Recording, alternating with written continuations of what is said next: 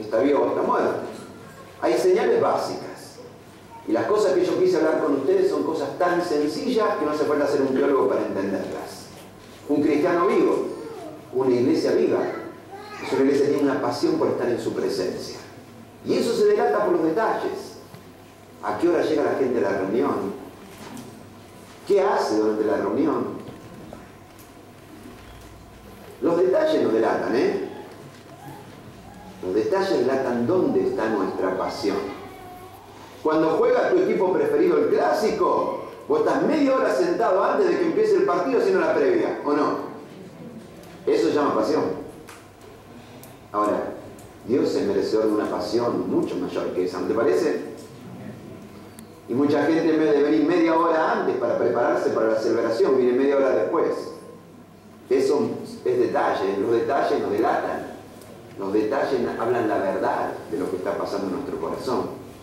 Una iglesia viva, un cristiano vivo, es en la primera señal que tiene su corazón latiendo de pasión por Dios y por deseo de su intimidad con Él. La segunda señal que dijimos es que un cristiano vivo, una iglesia viva, es una iglesia que suelta el aire, que no se lo guarda, es decir, que comparte la buena noticia de Jesús con otras personas. No hace falta ser un predicador, no hace falta tener elocuencia, hay que saber decir las dos palabras mágicas. ¿Cuáles son? ¿Vio? Ya somos todos predicadores y evangelistas acá. Tan simple como eso, tan simple como eso.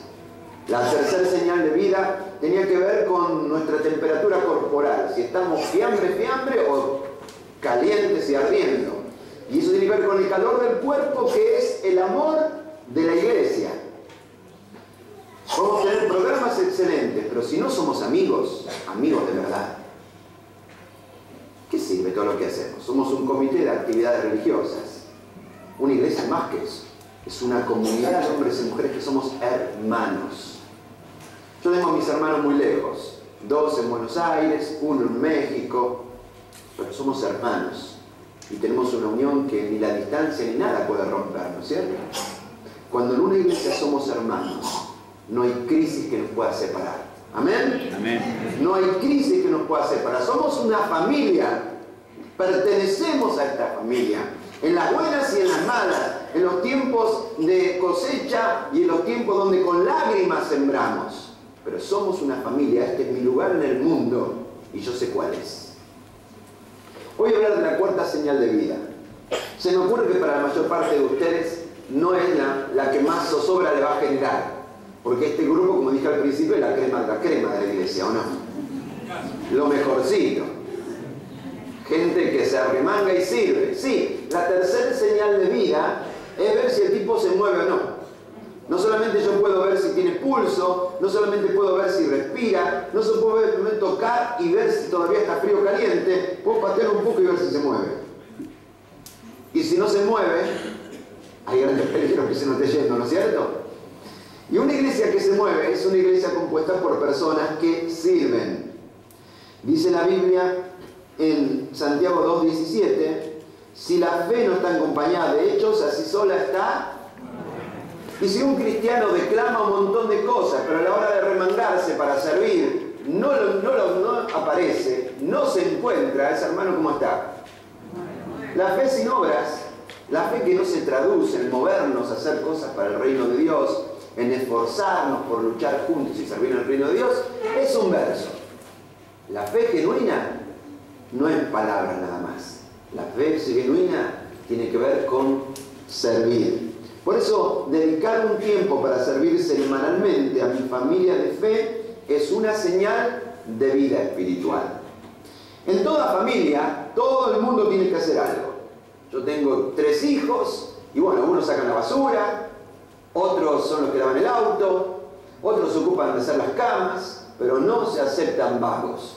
¿Tiene vagos en su casa usted? ¿No? ¿Seguro? Hay algunos colados, ¿no es cierto? Pero en principio decimos que no. Todo el mundo tiene que hacer algo en casa. Esta es la familia de fe. Y en una familia de fe se supone que todos vamos a hacer algo. Algunas cosas más sencillas, otras cosas quizás más complejas, pero cada uno vamos a hacer algo. No se aceptan vagos en la familia de fe. todos tenemos que servir al menos en alguna cosa. ¿Por qué es tan importante mi tiempo para servir? Porque servir me permite ser feliz.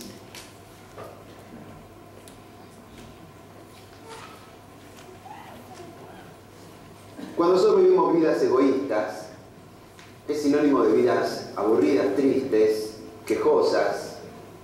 Servir es lo que nos hace feliz. Servir es lo que nos permite esta vida abundante que estamos hablando. Nuestro modelo de vida, de una vida feliz, si decimos quién es nuestro modelo, lo que significa una vida completa, una vida plena, una vida satisfactoria, seguramente y sin duda que ese modelo es Jesús. Y Jesús dijo lo siguiente en Mateo 20:28. Yo, el Hijo del Hombre, lo hago así. No vino a este mundo para que me sirvan, sino para servir a los demás. Vine a dar mi vida para la salvación de muchos. Cuando yo era adolescente, cuando alguno de nuestros compañeros de la escuela se la echaba, eso se dice en Mendoza, no sé si se dice aquí, si un compañero de pronto echaba todo a perder, nosotros le decíamos, lo mirábamos y irónicamente le decíamos, ¿para qué vivís? Era una frase muy típica cuando yo era adolescente. Cuando uno, el que arruinaba todo, el que siempre echaba todo a perder, lo miramos y le decíamos, ¿para qué vivís? Y siempre me pareció una pregunta muy interesante. ¿Para qué vivís? Jesús dice, yo vine para ser servido. ¿Dice así? No. Yo vine para servir. Y si nuestro modelo de una vida completa, de una vida plena, de una vida feliz es Jesús, yo tengo que tener una respuesta. Yo vine a este mundo para servir. Esta vida dura poco, dura breve, ¿eh? Es muy breve esta vida. Pero si estamos aquí en esta vida, es para haber dejado una huella, un legado, para dejar un aporte. Lo más trágico que nos puede pasar es haber pasado por esta vida y haber pasado desapercibidos.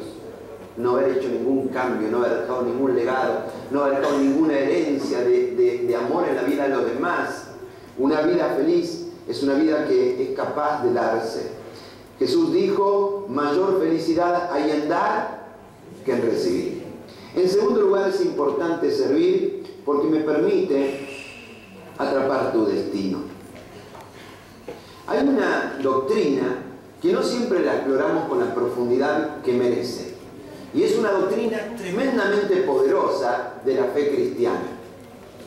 Y es el hecho de que las vidas de los seres humanos no están libradas al azar.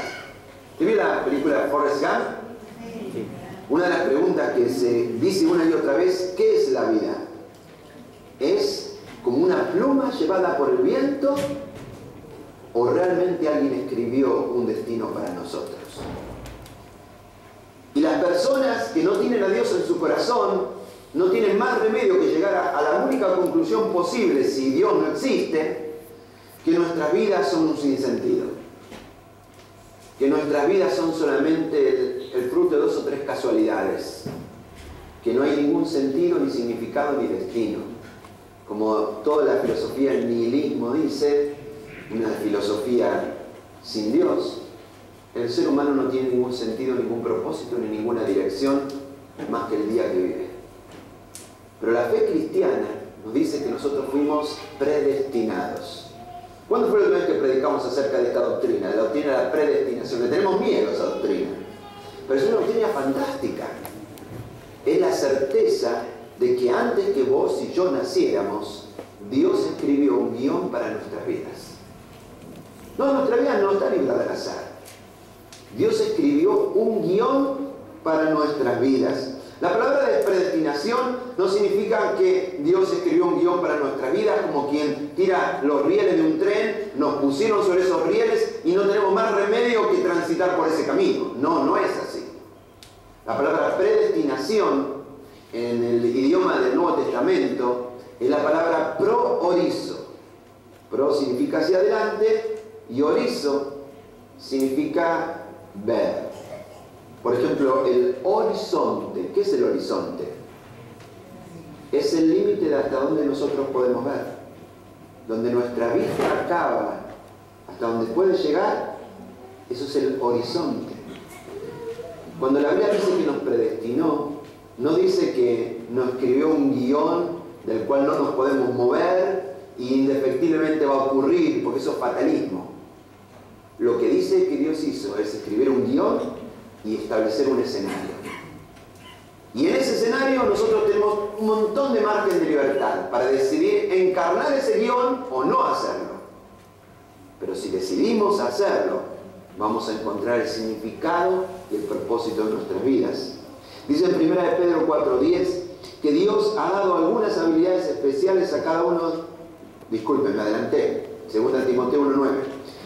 Fue Él quien nos salvó y nos escogió para su obra santa, no porque lo merecimos, sino porque Él era su plan desde antes que el mundo comenzara. Dios no solamente escribió un guión para tu vida, sino te equipó con todo lo necesario para poder hacerlo realidad.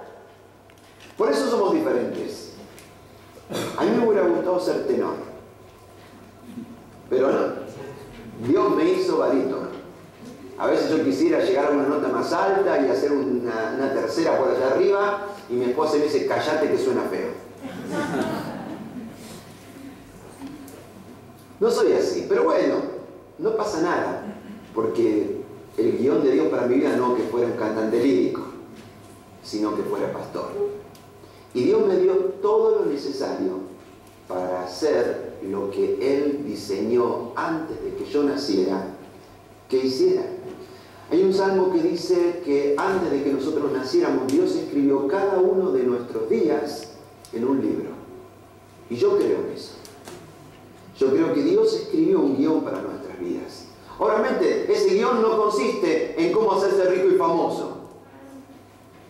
Ese guión consiste en cómo nuestra vida va a dejar una huella, va a afectar la historia, va a hacer historia, como Jesús la hizo, sirviendo.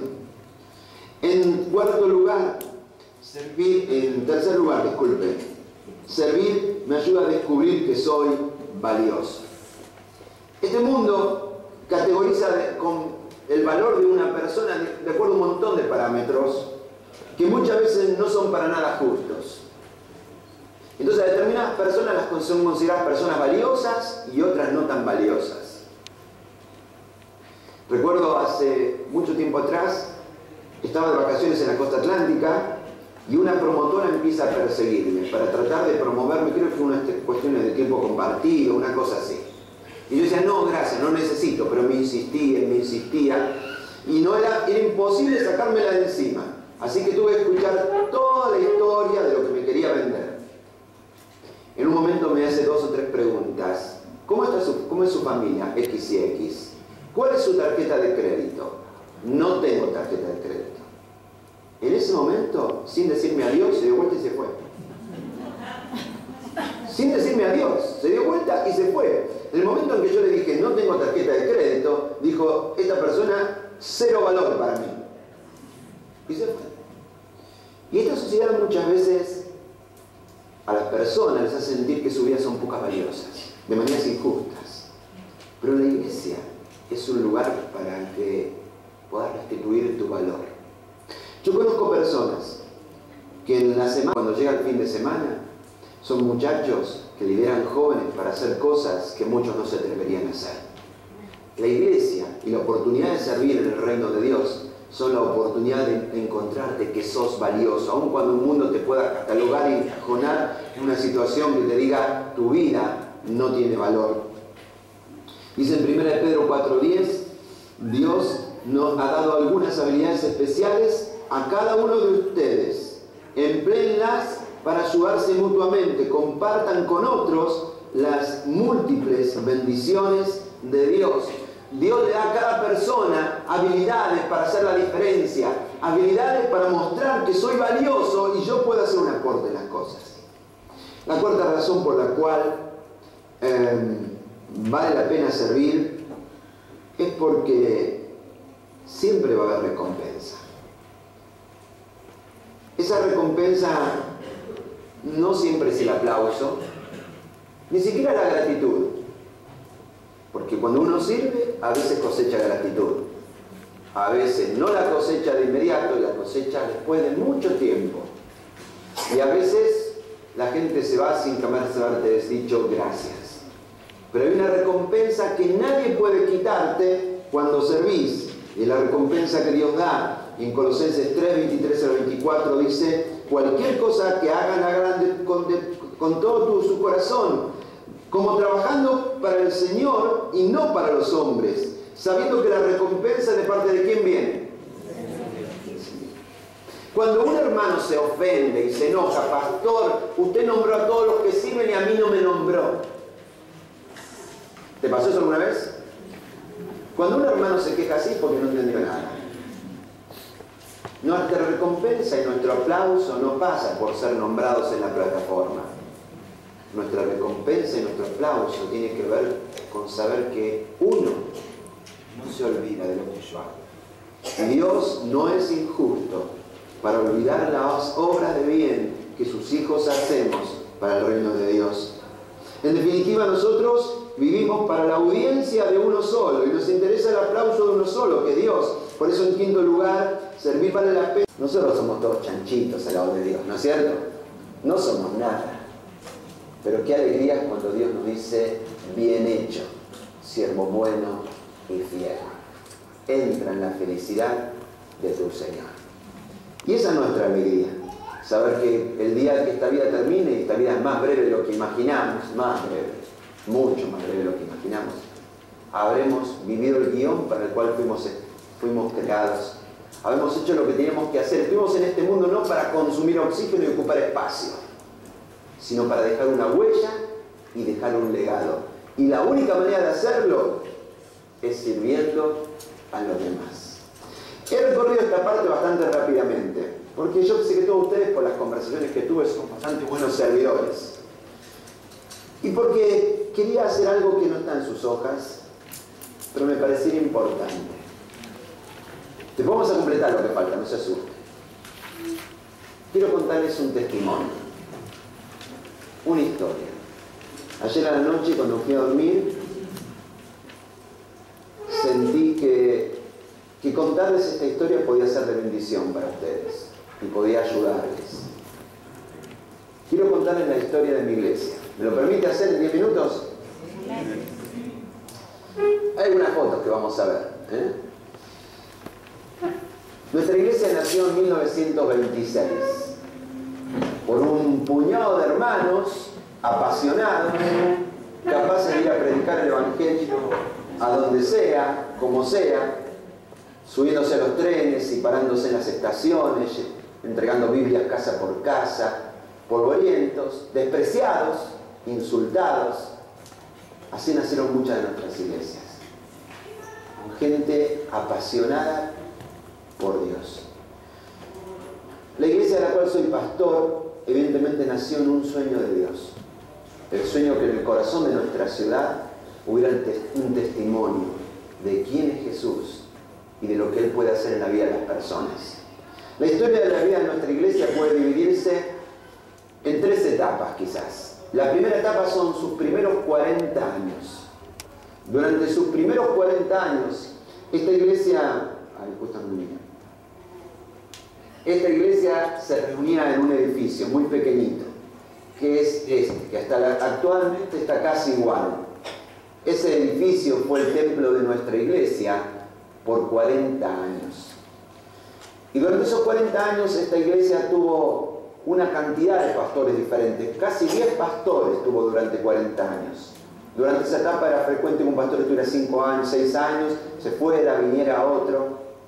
Pero fueron tiempos en los cuales estos hermanos, contra todo el desprecio que había sobre los evangélicos en ese tiempo, nunca se rindieron, sino que creyeron de que Dios iba a hacer algo grande en la ciudad. Yo estoy contando 87 años de historia en 10 minutos, así que vamos así, ¿no? Cuando pasaron 40 años, más o menos, del inicio de la iglesia, esta iglesia, este grupo de obreros que vivían en este lugar, sintieron la convicción de que Dios iba a hacer algo grande con sus vidas. En una de las actas de la iglesia literalmente dice: creyendo que Dios iba a levantar un gran pueblo en esta ciudad, para él, tomamos la decisión de ir por más, de crecer como iglesia. Y decidieron salir de este lugar e irse a la calle principal de la ciudad, con el sueño de construir allí una casa grande que albergue a muchísimas personas. Fue allí en el año 1964, donde quien era el pastor se llamaba Don... Porque creemos que está Dios, pero cuando Dios nos habla, nos asustamos. Nunca le presté atención a esas cosas. Y era verdad, ese día se cumplían 10 años.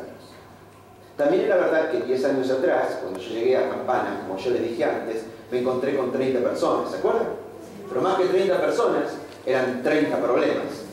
Nos miramos con nuestra esposa y nos dijimos, rajemos de aquí. Pero no, ¿saben lo que pasó? Vinieron 5 hombres a hablar conmigo ese día. Me dijeron, pastor, sabemos que aquí las cosas no pintan bien. Sabemos que las cosas están mal.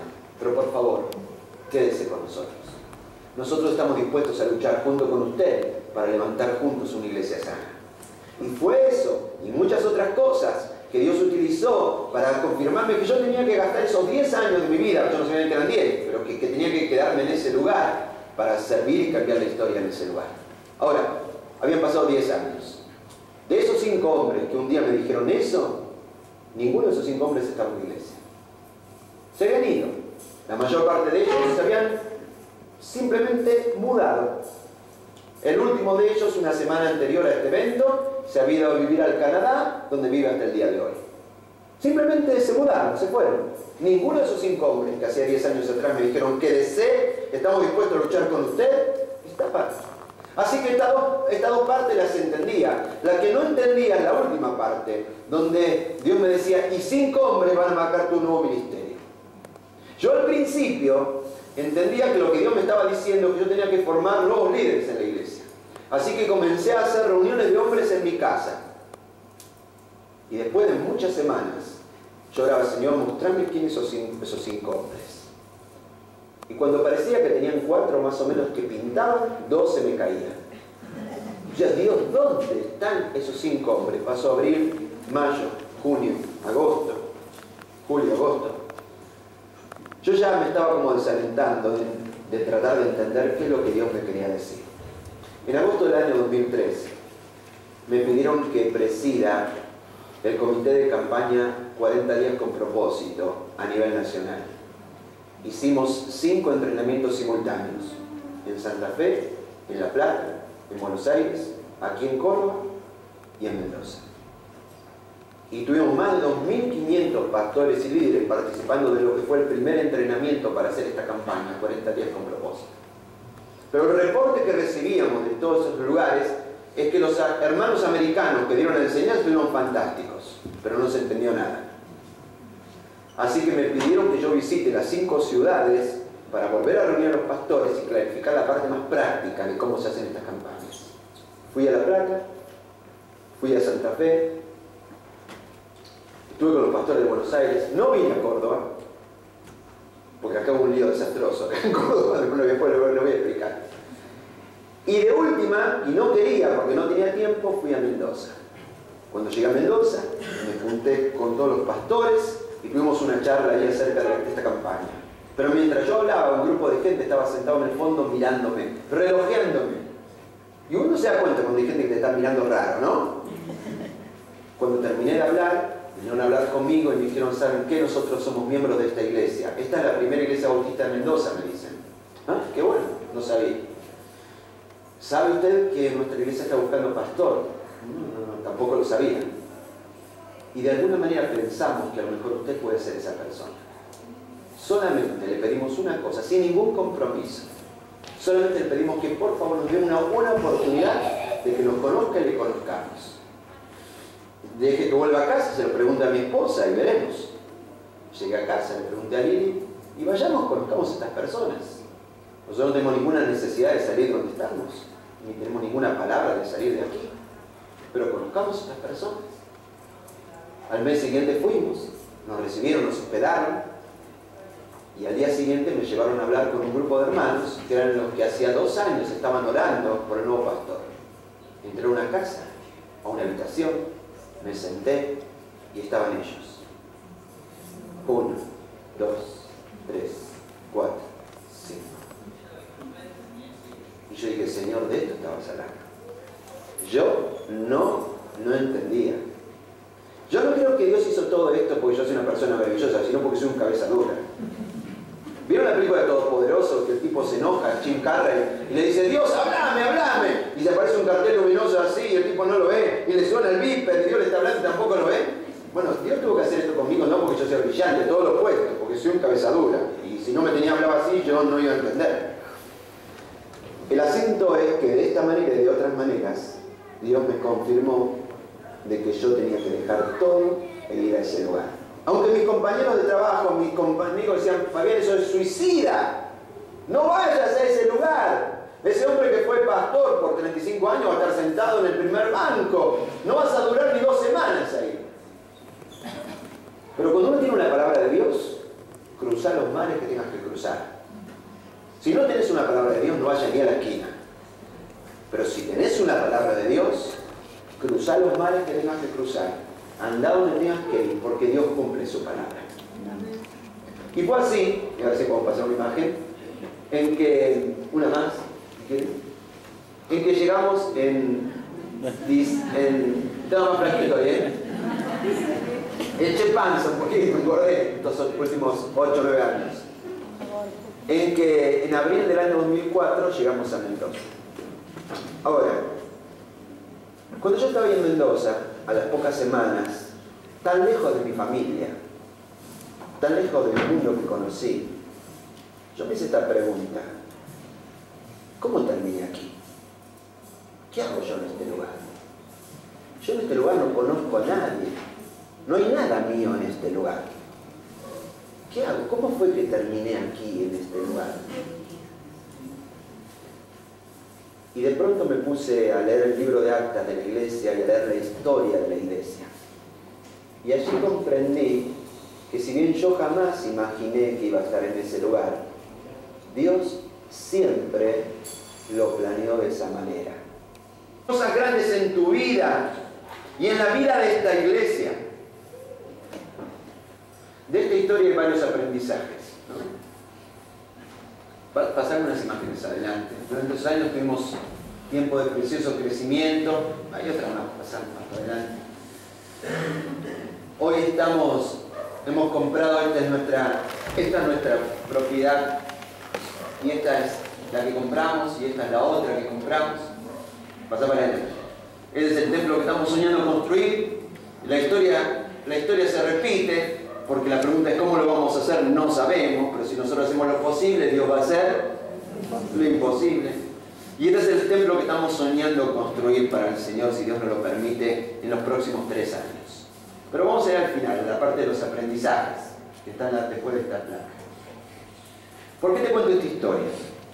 Pónmelas a todas, porque no sé si la voy a decir en orden, o yo que sé cómo la voy a decir. Así clic, así van apareciendo. Ahí está, gracias. Dios escribe una historia para su iglesia. Dios tiene una historia para su iglesia. La iglesia de Barrios Talleres cumple 71 años este año, ¿no es cierto? Bueno, eso significa que es una novela de éxito. Es una serie de éxito. Si una serie, una novela tiene éxito, dura más de una temporada, ¿no es cierto? ¿Cuántas temporadas tiene esta iglesia? Esta es una serie de éxito, ¿o no? Ahora, en toda serie de éxito está el personaje principal, que es el que está en todas las temporadas. Y luego hay una serie de personajes de reparto que están en algunas temporadas y después desaparecen, ¿o no? Los pica la víbora y se mueren y desaparecen. Los que ven los reluctiales saben de qué estoy hablando. Ahora, ¿quién es el protagonista de esta novela que tiene 70 años en Barrios Talleres? Dios, es el único que ha estado en todas las temporadas. Creo, ¿no? Ustedes puede ser también, ¿no? Sí, tenemos otra que ha estado en todas las temporadas. Muy bien. Y no lo picó la víbora todavía. Pero excepto Dios y la hermana, todo lo demás somos actores de reparto. Que nos toca entrar en escena en un momento de la historia y salir de escena cuando Dios diga. Esa. Pero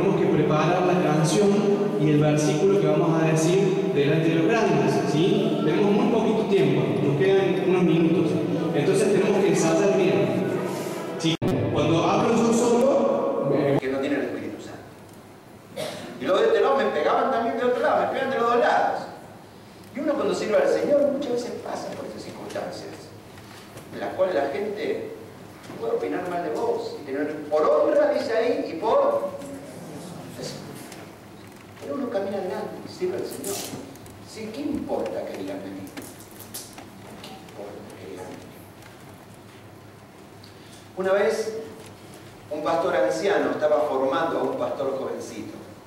Y como lo estaba formando, lo llevaba con él a todas partes. Y entonces lo llevó una vez a un sepelio. Y el pastor anciano entendió que esa era una buena